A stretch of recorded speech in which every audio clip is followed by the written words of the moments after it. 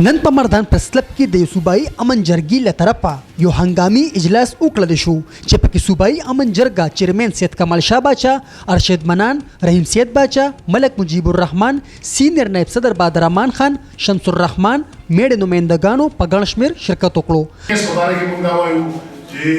قانون نه په حرکت کې راشي،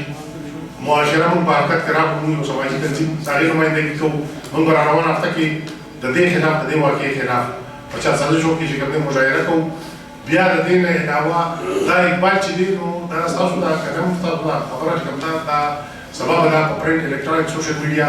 د نورو ډیرو خلکو سره چې کوم دي دا کړي چې چا سره کړي موږ له دراشي یو روپۍ شو د نو ورګي موږ پوښو اقبال پوښا بل تا په مردان چې کوم دي د پیسو ورکول دا د زرګار کول دا پسو کېږي دي تاسو خلک دي تاسو په دي چې هغه پیسې ورکړي د بازار دوړو دکانداران دلته په باندې کې یو څه بچی چې هغه پیسې په منافع په ګټه نه دي هر یو سړی تبعیت روان دي. د صوبایي امن جرګې مشر سید کمال شاه باچا وی چې بلال ولد وهاب د اقبال زرګر نه د کاروبار د فاره 2 لک روپۍ په سود اغستې وي، ولې چې هغه 2 لک روپۍ د سود په وجه 8 لک روپو ته ورسېدي. د دې سود د پیسو د وجې نه هغه کس خودکشي وکړه.